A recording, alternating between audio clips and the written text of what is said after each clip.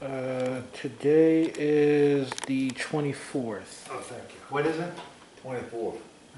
Let me know when you're ready. Yep. Ready? Yep. All right. I'm with, this is Phil Dorsey, August 24th, 2020, right during the corona. I want everyone to know we wore our mask before we came in to the house. And I'm with my first cousins, Jay Coombs and Bill Coombs.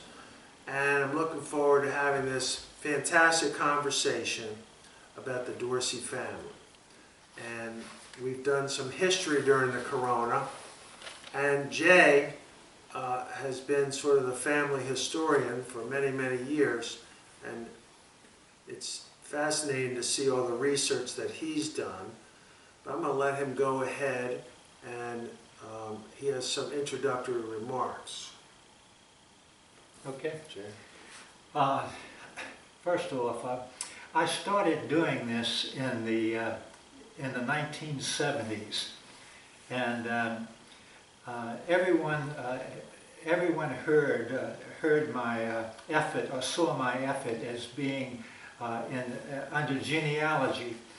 And I would say I'm interested in families, not lines of descent. I'm interested in entire families, and the siblings, all the siblings, as well as as my particular ancestors, and not genealogy. And I didn't impart. I didn't do a good enough job explaining it. And in part, they didn't hear it anyway. And I would tell people this, and they would always think genealogy. Because I'm interested in entire families, I only went back to my great-grandparents' generation. In other words, that was the generation that was on the 1850 census. And the 1850 census was the first census that had all the family members listed with their ages. The prior census, 1840, had the head of the families, and the number of members, but not the individual members. I wanted to know everybody in the family, their ages, so I would know their birth order. Birth order was important to me. I wanted to know who was the oldest, who was the youngest, and who were the middle children. I did all of this in the 1970s. I had to go to get this information from the archives. It was a lot of visits to the archives, going through census and microfilm, and also doing a lot of visiting with extended family members and persons of the previous generation who knew these family members. It was a lot of effort to do this, and I've only been partially successful in doing what I wanted to do, which was not only to find out about my ancestors and the families, but the families of the siblings of my ancestors. And as I said, I've only been partially successful. By the 1980s, I had pretty much run out of gas. My job took a lot of time, and I didn't have the energy other than do more than just maintain it. But that's, again, I'm interested in families. And I wanted to do this in order to not only find out about my family and my origin and how I have been affected by all these different lines coming down, but I wanted to get an understanding of families in general. We read about things in the abstract, but there's nothing like going back to actual evidence and finding out what families had to deal with.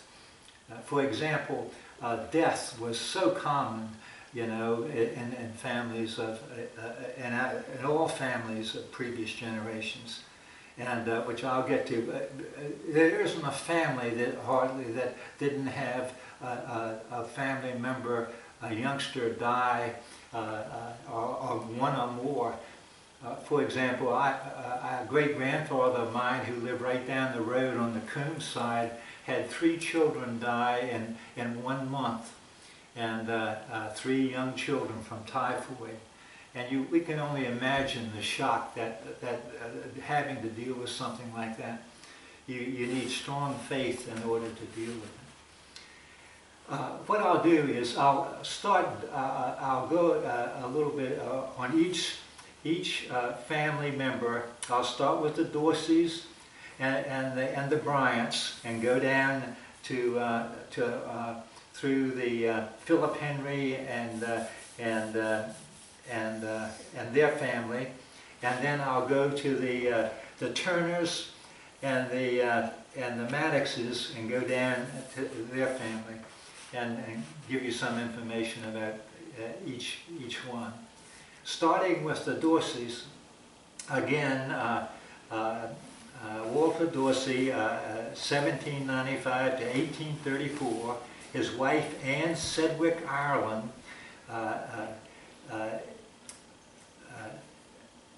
what was it, 1794 to 1834.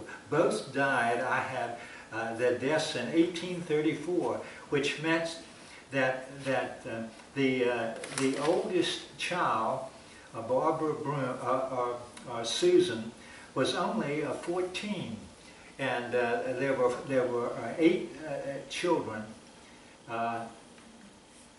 Actually only 7. Barbara Broom died young, after about 6 years. But there were 7 young children, and you know they had to be cared for by extended family. I don't know which extended family. My guess is it would be hers, but that's just a guess. I know his parents were deceased, and her parents were deceased. So it were probably aunts and uncles that raised these youngsters. Of the 8, our ancestor, Philip Henry Dorsey, was the middle. He was right in the middle. He had an older brother, Richard, and 2 sisters and a younger brother. So Philip Henry was, his parents were Walter and Anne? His parents were Walter Dorsey and Anne Sedgwick Ireland Dorsey. And I also noticed, which is fascinating to me, that Barbara Broom, who died when she was 6, and then 2 years later, Barbara Broom, Another one. and they named her Barbara Broom. You see that again when you look at families. You see that they do that. They will name a youngster after someone who died, a youngster who died. Well, I've seen that before. They obviously they wanted to try again with the second Barbara. She didn't do too well either. She only lived to be 24. Right. I noticed you put down here Richard Ireland served as a Confederate veteran. Yes, he was a physician, I understand, and that's been told to me. I've not seen it as a fact, but it's been told by a couple of sorts. And I was told he was a Confederate veteran. He served in the Civil War.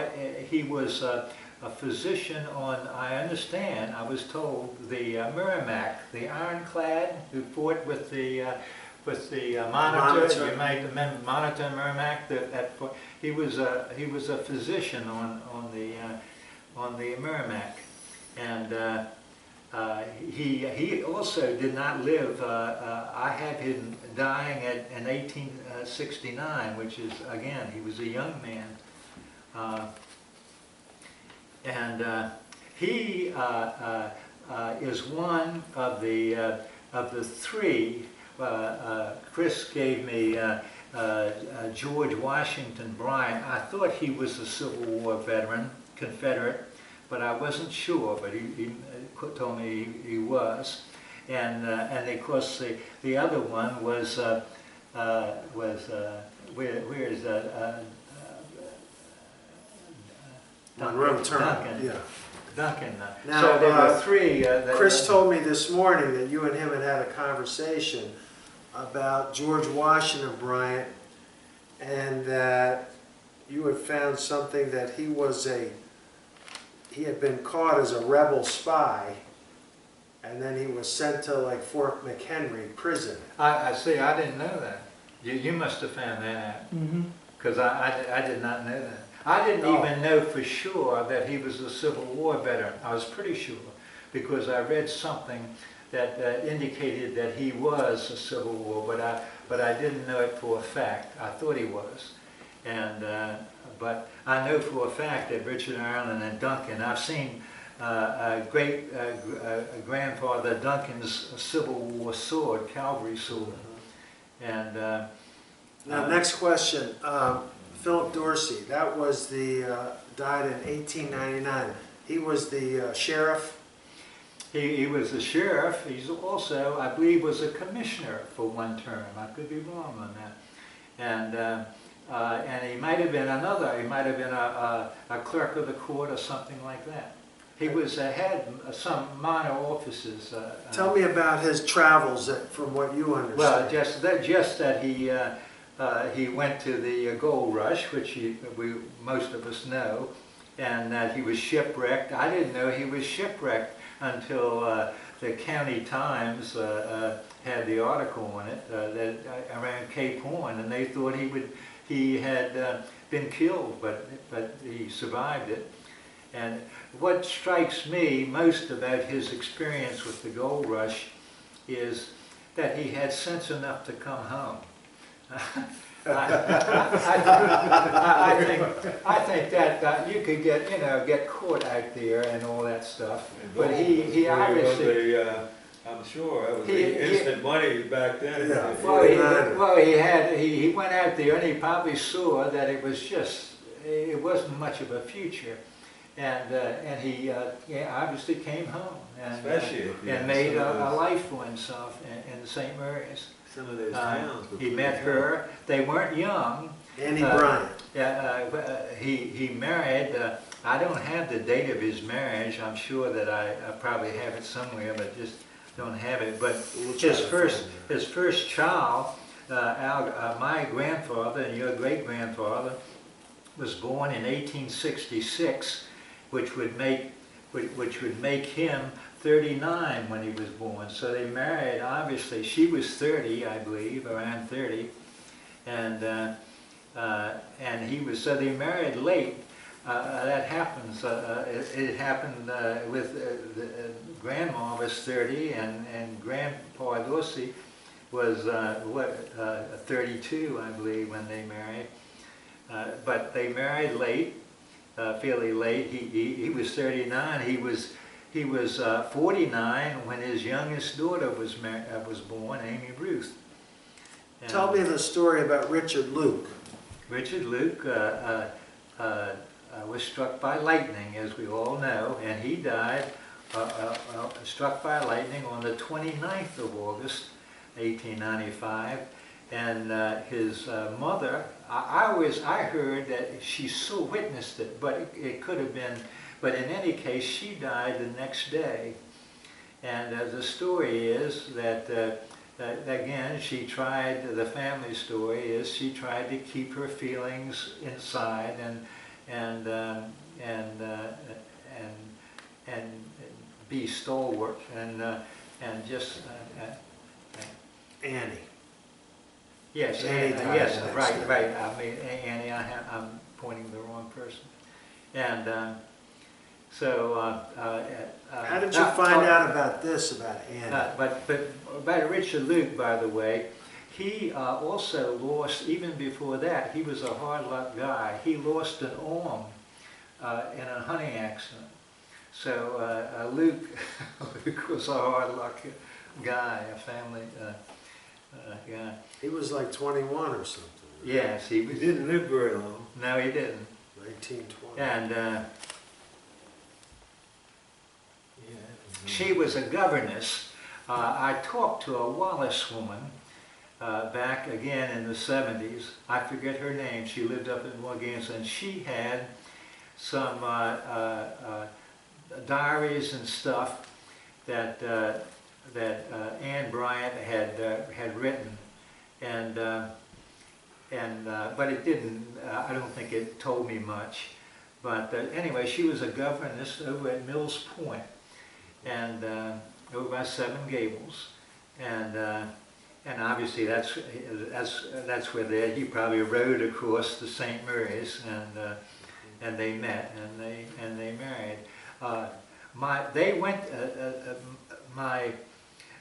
My grandparents went together supposedly for 10 or 12 years before they married. My grandmother, who, as I said, she had very strong opinions about everything, just about. She thought Anne Bryant was a wonderful woman and admired her, and she knew her well before they married, because again, she.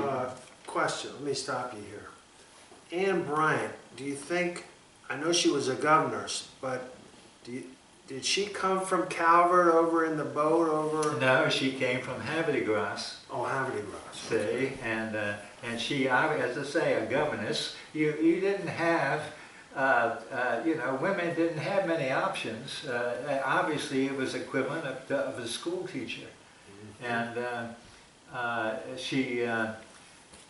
and so she came. She was obviously then probably looking for a good prospect, and being a governess is probably a good position to have when you want to find a decent partner.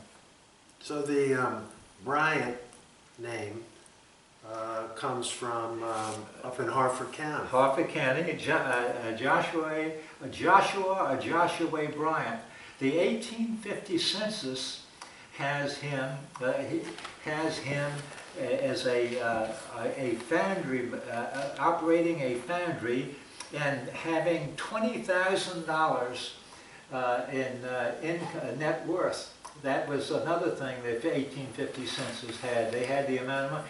I often thought it might be a misprint, because $20,000 is a huge sum, and in those days, But even if it were $2,000, that's significant, especially since you can probably figure that any sensible man is not going to tell the government exactly how much net worth he has. Right. He's going to understate it probably. So I heard that there was a fire in the 1850s.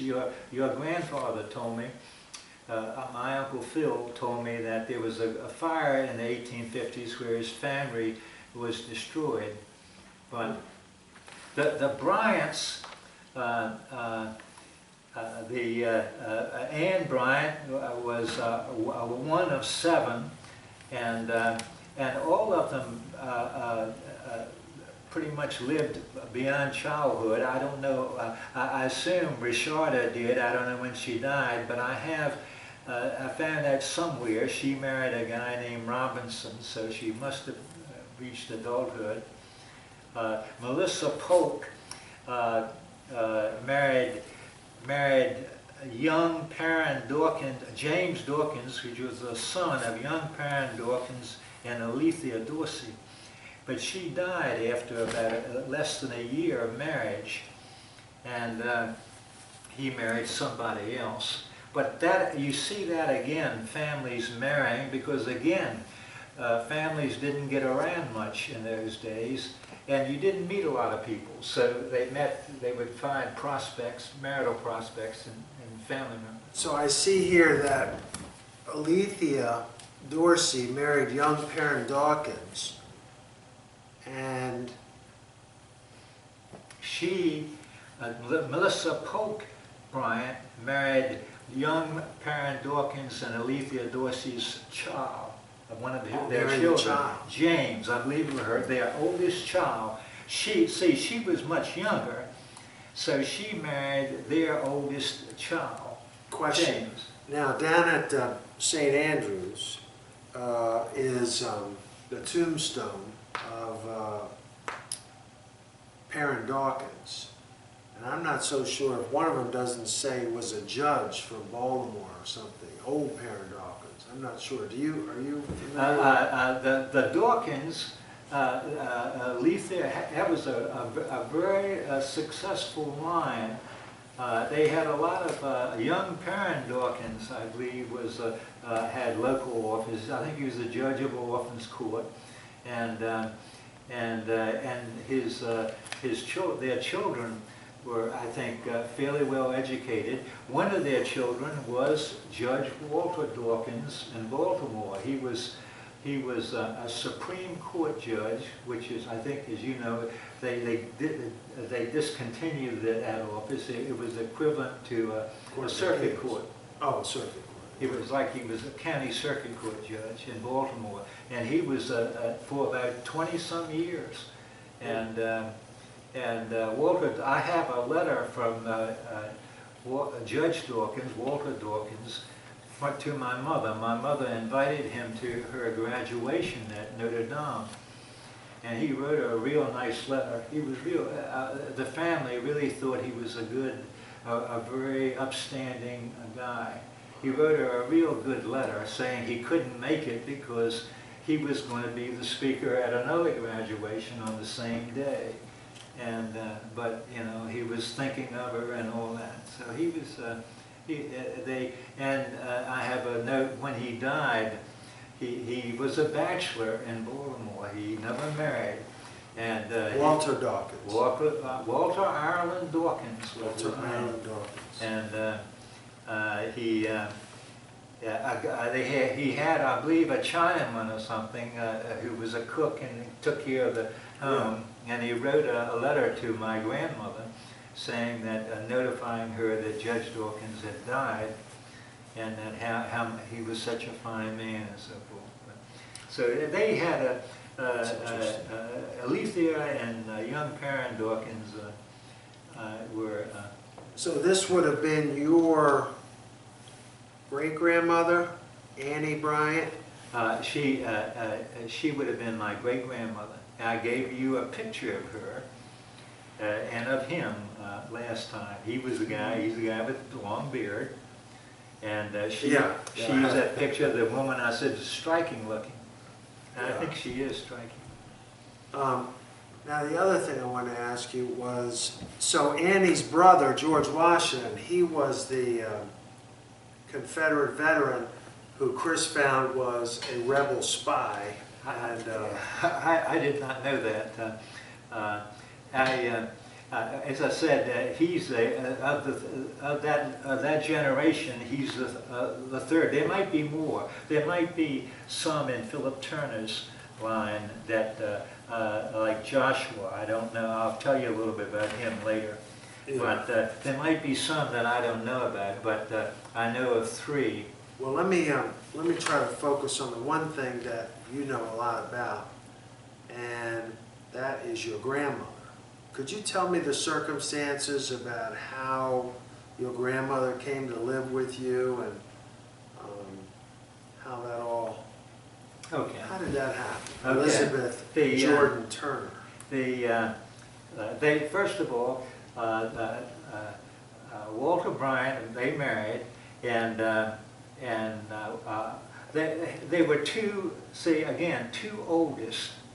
He was the oldest. They called him, by the way, Big, B-I-G, I assume Big Brother. And Aunt Nellie, Aunt Ellen Alethea, would write him and say, "Dear Big," and etc. And Grandma was the big sister of these five. And they were two very strong-willed people. They obviously respected each other, but couldn't. He was not comfortable at home. He was running around the state. He wasn't a womanizer, but his vice was card playing. He loved poker, and in fact, he won a farm, Potato Hill, out here by the McIntosh Run, the Port of Leonardtown now, in a card game. And he, as I said, loved. He would be playing cards in a hotel. I have a story about Al Saunders, you know Mr. Saunders? Yeah, store. He was a peer of my grandfather, and also an opponent, a political opponent.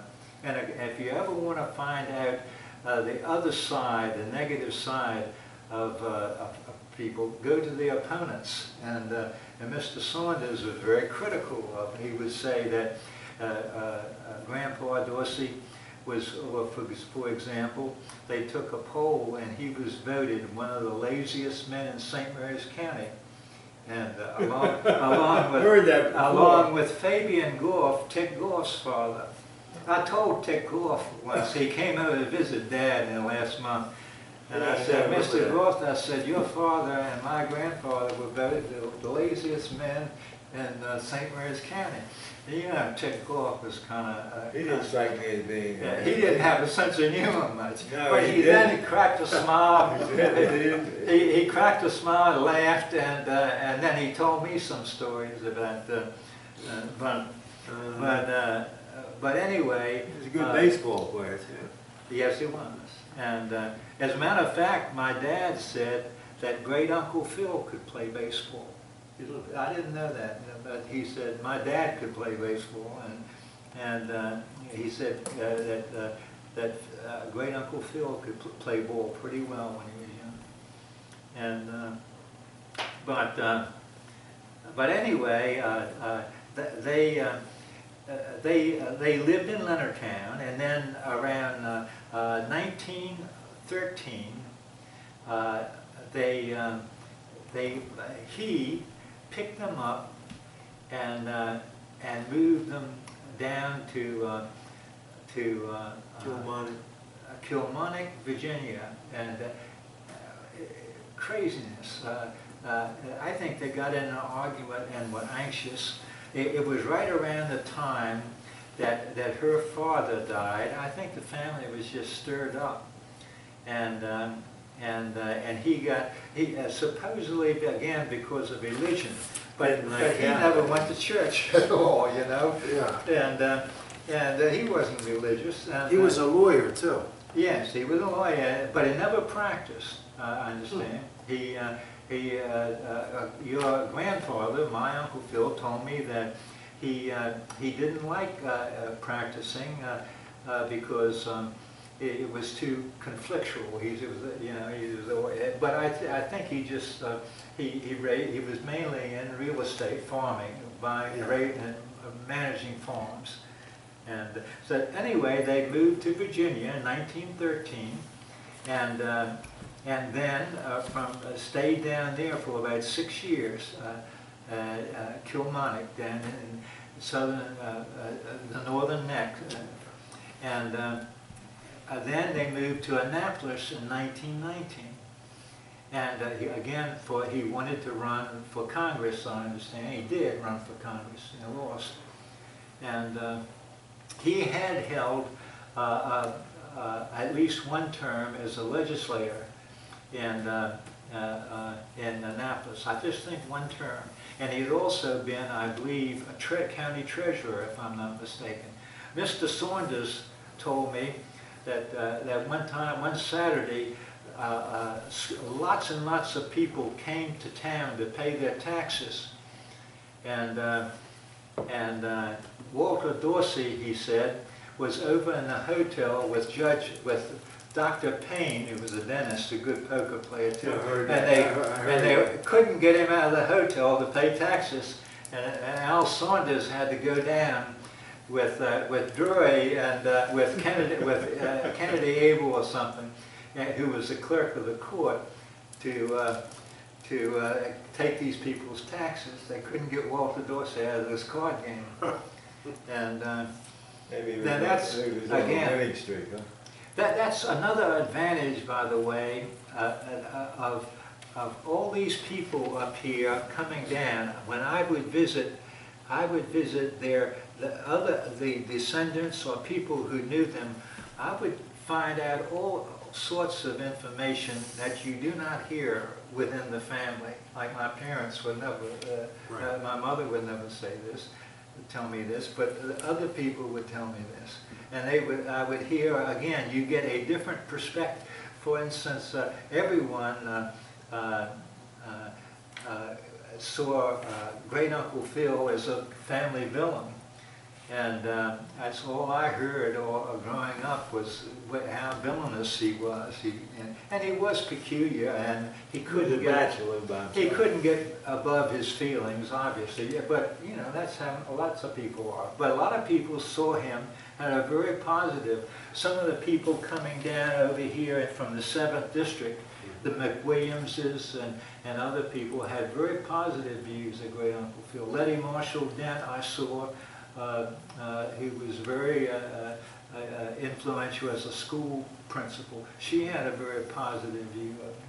And of course, Aunt Nellie's children, Eleanor Bruff, who was the executive, was very, she knew you.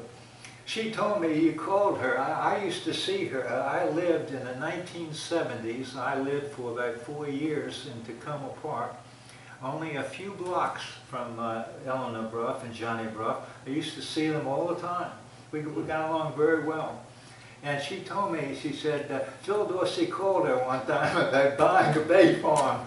And, you know, this was in the 1970s. It could have been. Wouldn't surprise me. You see the things you find out when you go out. And of course, Eleanor Bruff had a very positive view of Great Uncle Phil. Yeah, well, now let me ask you this, because this is interesting to me. And so what I was told is that Walter Bryant Dorsey died early on. Yeah, he died in 1923. And what was he, in his 57? Yeah. And he died of cancer. And he died down here in St. Mary's. Again, he was down here. They were living in Annapolis, but they were down here. He was always down. This is where his farms were. And would you say that he was a successful business person? I would say, yes, I would say yes, I would. That's another thing when you find out about how people really are. You know, nobody's all this or all that. And yes, I would say that, I would say he's like a lot of the Dorseys are smart. And he was smart, but not, I wouldn't say emotionally he was real mature, but he wasn't immature. He was successful. Question number 2. And how did the Elam Brothers warehouse, how did that evolve? If you know. I don't know but that was through him. For Phil, Great Uncle Phil. Great Uncle Phil was what was it? A commission broker, and the equivalent of a broker. Only he probably dealt in commodities more, tobacco mainly, and he worked for. But I don't understand. I know there were issues, I believe, with, but I'm not familiar with them. I do know that her son, Ann Richarda, Aunt Nanny, who married Jimmy Stone. Yes. And they had one child, and that was Dorsey Stone. And Dorsey Stone was one of the executors of Great Uncle Phil's will with Eleanor Bruff. But Dorsey Stone died in 1949, so Eleanor pretty much ran. When Grandpa Dorsey died, he made Uncle Phil the executor, but also your grandfather was executor. Right. And he was and it was a big battle. Well, your grandfather told me, my Uncle Phil told me that he signed away his authority in the 1930s, and because he was busy again, he had a law practice and he was campaigning, And also he thought, hell, the farms were going to come to the descendants anyway. Right. And that was the reason that he signed. But they all did. But keep in mind that in the 1930s, farms weren't worth anything. My dad, this land that I'm sitting on, was sold for tax payment, and it was bought by our cousin Joe Mattingly, who lived down here in Old Fields, where the gravel pit, where Vulcan Materials is now.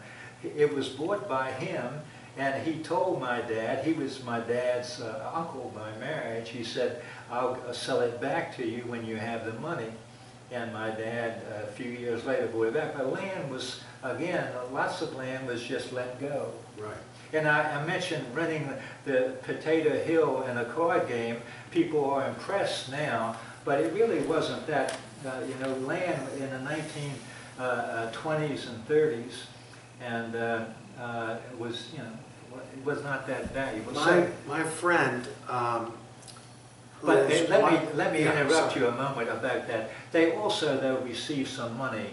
I believe my grandmother got $8,000 again in the 1930s. I could be wrong on that.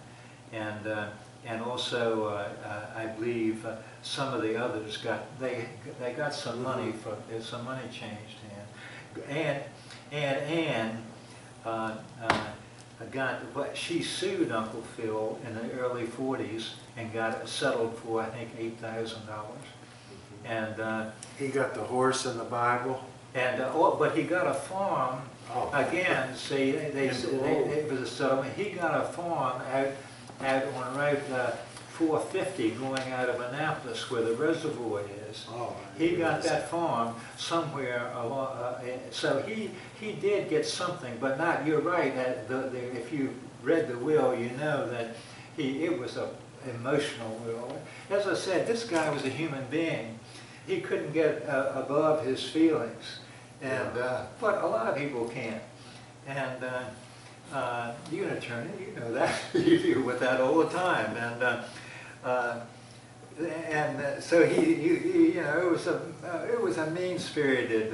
But what I remember my father telling me was Walter Ryan, I guess was his grandfather, is that he had several farms and they were supposed to be put in trust, and they got moved over to Great Uncle Phil, and Well, I think, he got all of he managed all of the farms, but it was more than several. It was, I heard at 17, a whole lot of farms. yeah. And getting back to your question about was he a success? Well, yes, I would see him as a success in the conventional terms. He would be viewed. He certainly, the community views him as a success. And So Dorsey Stone was,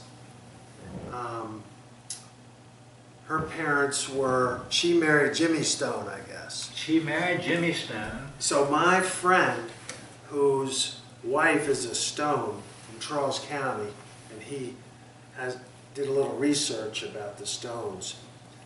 He's interested. So he sent me this IRS ruling, which I want to share with you, that I don't have with me right now. But it talks about the these two going at it. Which two? Great Uncle Phil and Judge. And it talks about some liens based upon this estate. I'm going to send that to you. I can have Yeah, it. that's kind of surprises me. I have the impression that they always got along reasonably well. Yeah. I have the impression that he at times supported Uncle Phil campaigning Oh, for giving okay. him money. I have the impression Uncle Phil got some money From in him, support yeah. from him. The other thing is Senator Bailey, when I was a young lawyer, and I did some interviewing with him, would tell me that he used to take the bus down to Baltimore, from Baltimore down to town, he'd get off with a little satchel, you know. And walk over to the farm. Yeah, walk up to the farm. Yeah. And then he would, then he'd go see Senator Bailey, you know, and, but he told me he was a very peculiar man. I remember him, but very vaguely, and but you know, I don't remember anything about him. I remember Uncle Jordan working for him, and for Uncle Jordan came down, and again, Uncle Jordan left Annapolis, left his young wife up in Annapolis, came down here, and she began fooling around on it, and then their marriage ended. But he was down here ignoring her. And again, Dorseys have done that. Grandpa Dorsey did it. Your grandfather would go away and leave Aunt Dorothy. You know, Aunt Dorothy would come down to our house, and she would pick me up, and she would go out drinking. And she would bring me along because guys wouldn't. At the time, I thought, well, she just likes me and likes me, but being nice. But she wanted me because guys wouldn't hit on her, you know, when I was around. And I would be over at Old Gum playing the pinball machine and really enjoying myself. And she would be drinking. She was lonely. And she would come down and take us to the movies. Frank Dorsey and I went to the movies at least once, I remember. Aunt Dorothy would come down. And it must have been because Uncle Phil was somewhere, you know. Yeah. God only knows where, but... he liked to travel. And she was lonely. And now this is, Thomas Jordan is the one in the picture that that's right. We want to make sure that we put that together. I thought I took a picture of it last time, Chris. We want to do that. And of course now, when Walter moved to Annapolis, right? So tell me about how your mom, yes, you know. I never finished that. No. I mentioned that in 1913 to Virginia, 1919 to Annapolis. And then he died 4 years later. He died, they were living in Annapolis. And after he died, again, they lived in a house, I've been through it, called Cedar Park, a large home, still a large home, near the stadium. In fact, he owned the land that the Naval Academy Stadium is on, that farm. And it used to be Dorsey Creek, and now it's called College Creek. Yes, I remember when it was Dorsey Creek, and before it was changed. And Cedar Park is right up from that creek on the hill. And they lived there, and they didn't have much money. She lived with them. It was my grandmother, my Aunt Ann, and mother,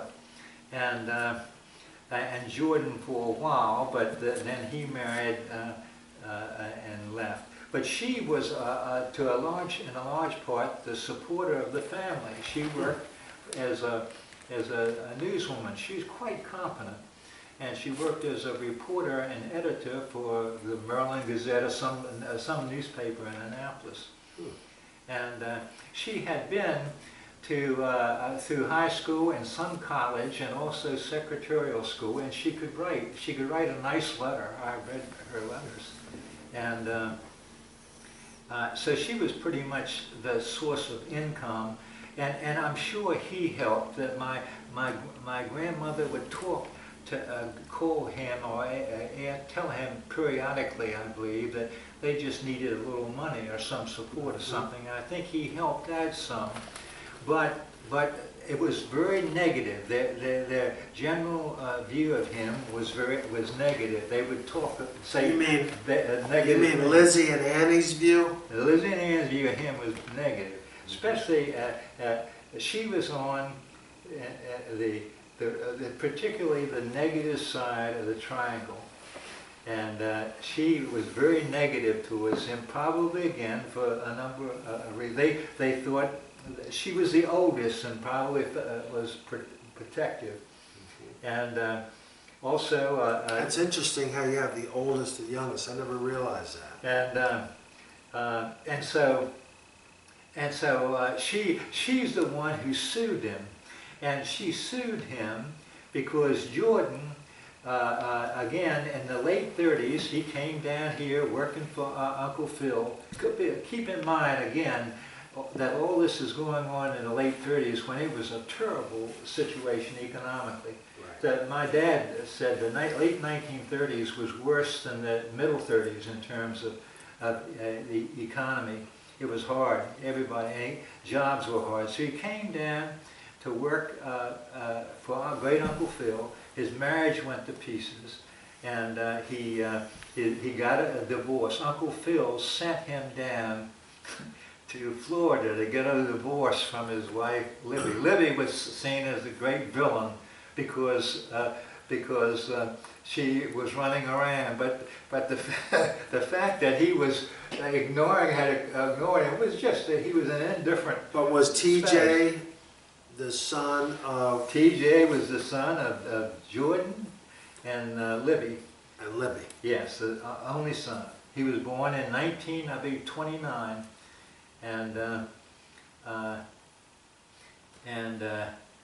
Libby. and so anyway, he went down to Florida, got a divorce, and worked down there a while. And while he was down there, he was struck by a vehicle, a car, truck, and in the hospital for a long time. And my mother, in fact, traveled down there. My mother, very fond of her big brother, and traveled down to Florida to see him, and while he was down there. And then he came back here, and then got in a fight with great Uncle Phil, apparently about money and income or something. Went over and called him, I always heard he called him an old gray-haired son of a bitch to him, and it really irritated him. Then he went up and involved her big sister, and got her involved in it, and that's when in the early 40s she sued him, and but she dropped the suit and but made a settlement, I heard, for $8,000, but I don't know that for a Question. fact. Where does, you referred last time I was here to your cousin Barbara Messenger, and how does that all work? Well, that Can you explain that to me? Ann, We see, gotta write this down. my mother graduated from college in 1933, and then she went to work in Washington, and She went to Notre Dame. yes, Notre Dame, and then she would come down to St. Mary's, where Uncle Phil, her brother, had a law practice, Yes. and visit with him. In fact, they even might have helped him out in his office for a while, and that's how she met Dad. Right. And anyway, they married in 1935. So that left my Ann is single, and Grandma living in the same home. I believe Jordan might have been, and Libby might have been living for a while, but then Grandma went to live for a couple of years with Aunt Watt, her sister, Mary Florine, in Baltimore. She went for a couple of years. She lived with your grandmother's sister, Mary Florine Watt. Yes, Grandma lived with her sister. Oh, Grandma lived with her My sister. Grandma, after Mother married, and the family, the home in Cedar Park broke up. Ann had bought the home in Cedar Park. I believe she bought it with some of the settlement money or something, but she bought it, and then sold Cedar Park, and so Grandma went to Baltimore to live with her sister Ann Watt for 2 or 3 years, and Ann after lived with Jordan for a while, and Libby, and then she married Uncle Johnny about 1937, about 2 years later. Johnny Bell. Whoa. Okay, now, Johnny Bell, B-E-A-L-L. you mean Annie Bryant married Johnny Bell? Annie Bryant married Johnny Bell. B-E-A-L-L? Yes, B-E-A-L, like the senator that was in America, Yeah. Jay Glenn Bell. And there's some over in the 7 Bells. Around, she married around 1937. So she was about 38 years old when she married. And Johnny Bell had dated her a long time. He was a farmer and a drinker. Yes. And the whole family, including your grandfather in particular, thought that Ann had married down. I heard your grandfather say it very clearly that Ann married down when he married Johnny Bell. I liked Uncle John. I liked him too. Went up there, I used to go up there and Never met spend him. the summers, you know, for 3 He was- Take you over to Annapolis and what was the beaches, the Chesapeake Beach and Oak Grove. Oh, It- spend the it- day and Ann would fix fried chicken and stuff. It was just like being in summer camp. I'd go up there for a week and stay a month, you know what I mean? Uncle Johnny was a farmer, and as I say, He a had a heavy, roadside a drinker always. and he used to go down and I'd help him. And then about noon, he'd say, Bill, let's slip up the street here. I said, sure. He said, I'll buy you a Coke, and you can play some pool. You know, we'd ride up there, and Uncle Johnny would have a couple drinks, you know, and right there, kind of a country bar, and I'd be in there shooting pool, having a big time, you know, drinking soda, and then we'd go back about an hour or so, we'd go back, and then later on slip up for, you know, he would like to slip up to the bar, you know. Took He you would come around. down. You were his wingman. Yeah, really, he and I got along great, you know. well, The farm was big enough that to just kind of go around and see different things as a kid, you know. Yeah. And Betsy used to come back. We went up there, and just Jay and Frank Dorsey didn't. But I hadn't been Bernie or somewhere, and we would go up there, and Uncle Johnny would come down here. Was his farm on the water? No, his No. farm was, I guess. Davisonville. Oh, Davisonville. It's uptown, Davidson. The farm is at the Central Avenue Yeah. Road and Riva Road, right there on that corner. Up on He Yeah. the was right Oh, I there. know He it. was My the mother's other married right guy that started Hee Haw. What's the name, Pastor? The guy that Oh, yeah, Roy. Roy Clark. Clark. Roy Clark lived from Davisonville. You know, lived Oh. in that area. So, So keep telling me about Johnny and Annie. they married in 37, and Ann used I believe she used the money probably from Cedar Park sale to buy the farm in Davisonville. They bought the farm from Uncle Johnny's family. It was part of the family farm, and he bought it. And Uncle Johnny was in his late 40s, I believe, and Ann was 39, I think, when she married. They had 2 daughters right away, 2 quick. Wow. Had Barbara At that age. at that age, and I mean, they were ahead of their time, Yeah, weren't they? they had Barbara, who's Barbara? my age. She's about 4 or 5 months older than I am. And her last name is? Barbara, let's say, what is Barbara? I think Barbara Bell. Messenger. Didn't she marry? Barbara, what is Barbara's? Maybe it might be Broom, but I'm not sure. It would be interesting if it is. Broom. B-R-O-O-M is Going back to the, going back, but I'm not sure certain. about that. but what's the messenger part? And she married him. That's her husband's name.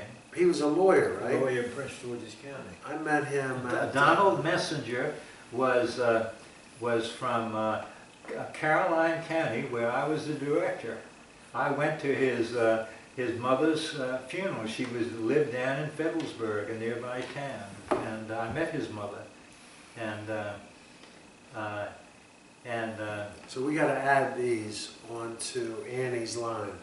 Barbara Messenger. Barbara Messenger married Barbara Bell married Donald Messenger. Don was about Barbara's age, and Is he still living? no, he died of prostate cancer about 6 years ago. Bill and I I went went to to his the funeral, funeral with Jay. and Barbara is still living. She's now living in Northern Virginia. I talked to her a few weeks back, Yeah. and living in Northern Virginia now, near her daughter. She had 2 daughters, Melanie and Colleen. Both, Melanie? yes, both made good marriages, and both graduated from college and made good marriages. And Colleen especially, she married a guy, I forget his name, but they're quite wealthy up in Anne Arundel County. Baldwin. Yeah, Baldwin. She married Baldwin. Yeah, Jay is his name, by the way. Baldwin, you're right, Baldwin. That's what I knew there was a connection between, that's Well, reliable. Betty married the banker. Betty married John Rommel, John Ronald. and Whoa, now, That's his sister. Barbara's sister was Betty? you were talking to her down here a few feet away at Frank Dorsey's service. Yeah, Betty. And Betty is the younger of the 2. And how old is Betty was born in 1 year later in 1939. And He was quite a bit older than. what is Betty's last name? Betty's name is Rommel, R-O-M-M-E-L-L. Rommel, like the general. I think 1 L. Her husband was a banker, I believe, wasn't he? Yeah. His first name was? John. John. He knew quite a number of athletes. I think his son played baseball, minor league baseball. But at the funeral, Tom Matty sat next to Jay. I sat next really? to Tom. Tom Matty, he sat right next. He spoke to me. He spoke to Jay. But he wasn't a real big man. He was a guy who played for the Colts. Oh, I know him. I saw him down here once at Solomon's, number Oh, 40, okay. 44. Yeah, he was very friendly. Very friendly, very yeah. affable. You know. Yeah, John Rommel passed though. So Yeah. Tom Matty was at his funeral. He was at his funeral, that's right. So that's the connection. Now I got it. That is late in life, Annie Bryant. Okay, but I've never finished how Grandma came to live with No, us. no. I got you back up to where, as I said, when Mother married, that she married in 1935, then Grandma lived for a while with Aunt Watt in Baltimore, and You notice they died the same year, a month after. Yeah, yes, they did.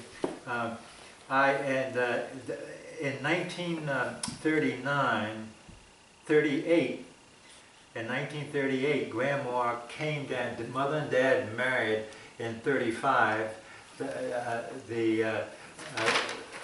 They lived over top of for the first year over in Richardson's apartments. You know where Booker Mattingly's house is Oh, yeah, in Leonardtown? Okay, you know that brick building? Oh, yeah. Well, up top of that brick area is an apartment. Yeah. They lived in that apartment for the first year or so of And their Miss Richardson's marriage. old store. And then Grandma came down after about a year and lived with them. She was up there with them. In Oh, that she lived in apartment. Leonardtown. Lived in Leonardtown. And then we moved to, after about a year, they moved to Dr. Boyd's home next to the Beasley home. Yes.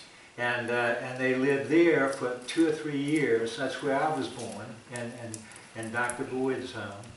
And then 2 or 3 years, then they moved across the street in the house that Jean lives in now.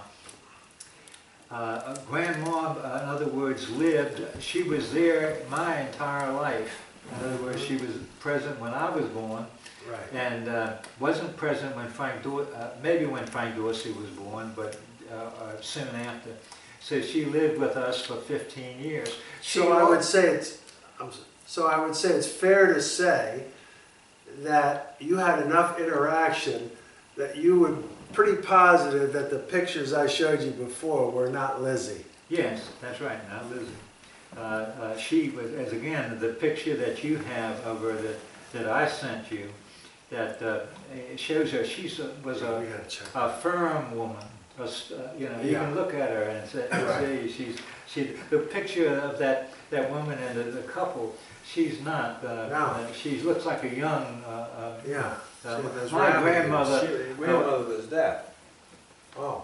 But she could hear She was deaf. firecrackers and things like that. Well, she was deaf then. Again, keep in mind that in the 1940s, she was in her late 70s and right. 80s, so she was. She died when I was like third grade. I remember her when she could hear more than when Bill. Bill is 4 years younger. He's behind me. So by the time Bill was the mattress and had BB guns and water pistols and all that. She was stone deaf at the end of her life, but in the early part of I remember I had to talk at her, shout. One time I can remember when I was about 4 or 5 years old, maybe 5 or 6. I for some reason I called her a son of a bitch, and she was deaf then, pretty much deaf. But she said, "I heard you," and the reason I remember it is my dad used to come home from work every day, and I would hide, and he would, we'd play a little game. That particular day when he found me, he gave me a beating, and he said, "You called your grandmother a son of a bitch," and I remember that to this day. You know, she heard that. And I remember him giving me. So she could He hear. gave me a beating one She time. could He hear. said it hurt him more than it hurt me. And I said, She- with all due respect, she I don't could, think so. She could. So also grandma again was an oldest, and She was. very much an oldest. My mother was the youngest, Yeah. and they fitted very well together. My grandmother would go to visit my Aunt Ann, and they were very similar. My Aunt Ann was very much an oldest, being in charge. And so was my grandmother, but she felt much more comfortable. They got along very well for most of the time she lived there until around 1949, when she got her first cancer diagnosis. Then my mother my mother's functioning was affected by she was very Because she was living down here. she was living. Also, my mother was very close to my grandmother, and you see that all the time. I see it all the time. And that's another reason I'm interested in families. You have all these things going on all the time. When you're growing up, you do not realize they're going on, you know, and that all these events are happening around. And as a kid, you think your behavior is, you know, because I did this and this, but it's so affected by these other things that are going on around you. I remember when she passed, Yeah. she had the coffin right in the center of the living room. And I remember Betsy and I sneaking down in the middle of the night, just looking and saying, maybe she's going to get up. You know, maybe she had died, but they had a viewing right in the home at that time. At your house in Leonardton. That was the first time I Across the street from recognized Dr. it, Woods. My We were going out, we went right down my the middle, grandmother, you know, no, this was the old, it was the house younger right sister's next to house, the it's new just like house. that. Oh, right. The- She gets up and walks out of here. My grandmother's wish It's sneaking back was, upstairs. and my mother was very good about But it was following that was our through first on real it, realization. was of that death, she I be think, shown, the viewing take place in the home, not at the funeral home. Yeah, that was a that was back. And my mother did that. And Was that unusual back then? no, I had never seen anyone. All the viewings that I had seen, even in that time, were shown. But it was her. She always wanted shown in the home, in the living room. And I so remember Grandma, that clearly going down the stairs, peeking down, Betsy and I was Right. looking up. Grandma. Yeah, I said, she's Grandma again, the oldest, she would visit with Anne White, and of course loved her sister, but she was she was closest to her youngest sister, Aunt Mat, who married Ashby Burns. And Aunt Mat and Grandma were very close. Aunt Mat called her sister, kind of a short for big sister, and Actually, would come down. Aunt Matt was much more sociable than She her. was Aunt Mat was very much the youngest. She would come down and be He played pitch. and visit us and stay. She would come down and stay with us for about a week sometimes. When Mary Rose didn't live long. And Mary Rose was a spinster. She was an old maid and died in her late 30s, and is buried at St. Aloysius. Oh, she is. And Sarah. Nanny married William Hayden, and went to Washington and worked up there. And they did kind of, I understand, kind of a cutoff. She died young again. Died in childbirth, a childbed fever, I believe. And is, again, a lot of the deaths that you see. So Duncan Monroe Turner and Rosalie Maddox had 5 daughters. That gets, back up to the Maddoxes, and I was going to get over here, and I guess I ought to say it. I'm running on for the mouth. We'll talk to him. But the Maddox curse. There's supposedly an old Indian curse that said there would never be a male heir in the Maddox family, and so Edmund Maddox and Elizabeth Jordan Neal had 3 daughters. Mary Melnia had, I believe, 3 or 4 daughters, 3 daughters. Rose and Duncan Turner had 5 daughters. Maria Elizabeth had 4 or 5 daughters, but did have Frank Neal Holmes. Maria married Alexander Holmes. I understand that it was not a favorable, according to a guy named Bennett McWilliams that I visited. He had a lot of information about it. He said that first of all, he said that she was a hunchback and smoked a pipe and married Alexander Holmes, a school teacher, and because of that was disowned by her father, Edmund Maddox. And although he said her mother did include her in her estate, and they had these children, one of whom was Frank Neal Holmes, and he founded the Enterprise newspaper along with Enoch Abel, a relative on my dad's side. They founded, Frank Neal Holmes supposedly was a Republican, and that might have been a reason why there was conflict, because Edmund Maddox, I'm sure, was a Democrat, and he's one of only the 2 of our ancestral line that I know about that owned slaves prior to the Civil War, and so my guess is that Maria married Alexander Holmes. It was probably conflictual. Also, their children were named. One of their children was named Locke Holmes. Again, I assume after the philosopher Thomas Locke. And they're buried, by the way, on the old Mechanicsville Road. As you get, the Mechanicsville Road goes hits Route 5 up near where Fitzgerald has his liquor store, around in that area. There's a little graveyard on the right as you go north on the old Mechanicsville Road, and they're buried in that plot. The Maddoxes. The Holmes. Holmeses. The Holmes. And Wow. That's a heck of a, by the way, all that line is the Fowlers and the Parlettes and all of them. They come down through, and the Pogues over on and the Garners over in the 7th District. They come down this line here. And,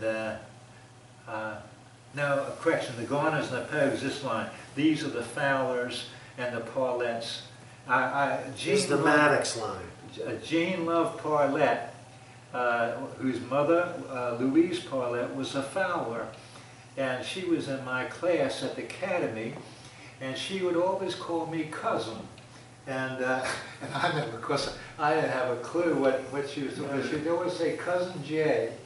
And apparently she was aware of the relationship then.